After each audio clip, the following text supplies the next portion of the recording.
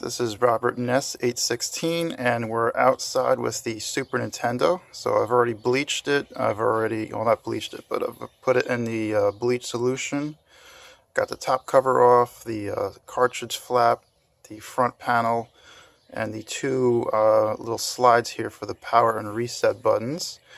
Not sure how well this is going to show up here since it's kind of bright out, but the console has been out here for 30 minutes, and I'm already seeing very good results.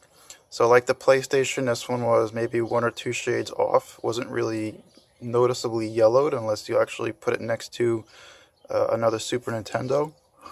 So with this one, it was actually kind of weird. So this was yellowed, and wherever the power and reset buttons actually covered the plastic for a long time was yellowed.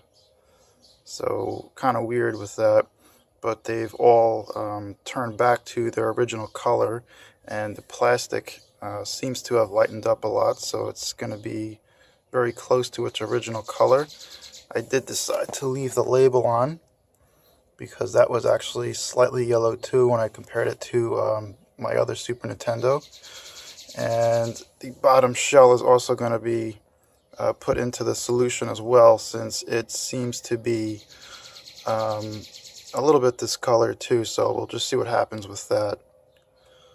So just a little update here as far as what's going on with the with the Super Nintendo, and then I'll show you guys the finished product once it's all done.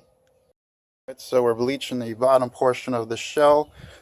Timer set again, this time for an hour for both sides, since it's not really that bad to begin with. But so the top portion of the shell came out absolutely perfect. Again, not that yellowed to begin with, but really happy with the results regardless. Sunlight today is kind of sporadic, but we'll see. Kind of bleached the label a little bit around the corners there where it was yellowing, so it actually kind of looks better. This was already ripped. This label, I'm hoping it gets a little bit wider by the time I'm done, but very happy with the results. All the little white pieces of plastic that were yellowed are slowly coming back. So that's it. Just got to finish up with this side, and an hour later I'll hopefully have a very good looking Super Nintendo. Alright, so here's the finished product. All of the pieces that I wanted to bleach are finished now. They're all dried off. The label went from being sort of yellow to being white again. You can see it wasn't in the serial number. Sorry about that. The sticker wasn't in the best of condition here. I'll try to get closer over it. You can see the top of it was a little bit chewed up, but that was like that from the beginning with this console, so I'm not really going to cry about it or complain, because whatever. But yeah, I mean, condition-wise, for something that's over 20 years old, I would say that this looks like a brand new system. The yellowing with this console is kind of unique because the places that had the most yellowing were not exposed to sunlight. So, for example, the whole shell was slightly off color, but places like under the top covers here for the cartridge slot, this was actually more yellow than the rest of the shell, where the reset button normally sits and where the power button normally sits in the off position and in the neutral position here for the reset. Those spots were more yellowed than the rest of the shell. The cartridge flap was actually yellowed, and I've never actually seen one of these turn yellow. The control ports were slightly yellowed, but not really a big deal. The bottom I actually was going to leave alone, but turns out that the bottom portion of the shell here, this part right here, again, that doesn't see sunlight, was yellowed. So very odd as far as the type of yellowing that this console had on it. So just weird. I mean, I had another Super Nintendo where it was yellowed, like from here forwards was yellowed and the rest of it was fine. So I mean, just kind of odd how that one happened, but I fixed that one too. But yeah, so now we're just gonna put this whole thing back together again. Alright guys, so here's the finished product. I just literally finished reassembling the console. These old Game Gear cases are really good for holding screws and stuff, but here it is. Ugh, excuse me, almost like it was pulled from the box. So there you have it, all nice and clean and new looking and happy. If you notice, there's actually a color variation between the top and the bottom case. Every single Super Nintendo I've ever seen, including the two that I have, besides this one, have a different color between the top and the bottom. I am not sure what the reasoning is for that, but I don't know, maybe just a different batch of plastic or something. I have no idea. So, but yeah, very clean looking, very nice, very uniform in its color.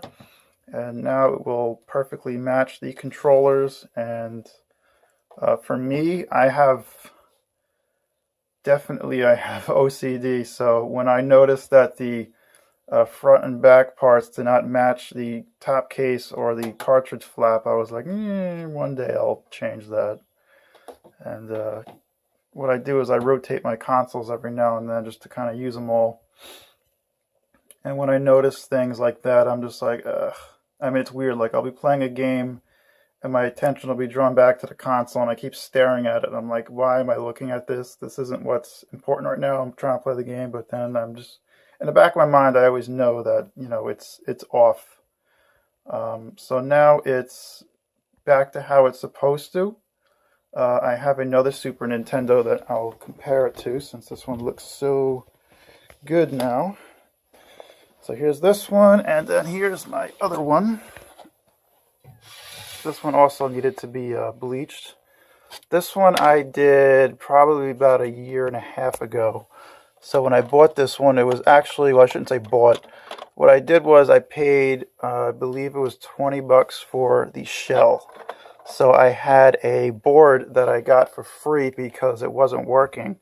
The original shell to that Super Nintendo was yellowed and falling apart. So what I did was I found a retro gaming store and I purchased this shell. And I paid $20 for the shell. It wasn't perfect. The top portion of it here needed to be bleached forwards. It wasn't bad, but it was, you know, whatever. And yeah, so as you can see, this one turned out just as good as this Super Nintendo did. So they're both very nice examples now, and you can see how well the console matches the controller. So when these consoles are clean, it's almost like it's a purplyish white. When you think about it, though, there's like a very, very light tinge of purple with these consoles, and you can see that in the controllers too. So, you know, it's just nice to have a console where everything kind of matches and looks like how it's supposed to. You can see how the eject lettering here on this one's a little bit more prominent than this one is, so I'm guessing that this one had, you know, maybe a little bit more use during its heyday than the other one did. But who knows? So anyways, the important part is that it looks much better in my eyes. It looks way better, actually. Definitely really satisfied with how this console looks. So I'll go throw it back up on the shelf, hook it up, play it for a few hours, and there you go. So that's it, guys. That's the Super Nintendo all cleaned up and bleached and happy looking, and there you go. Thanks for watching, guys.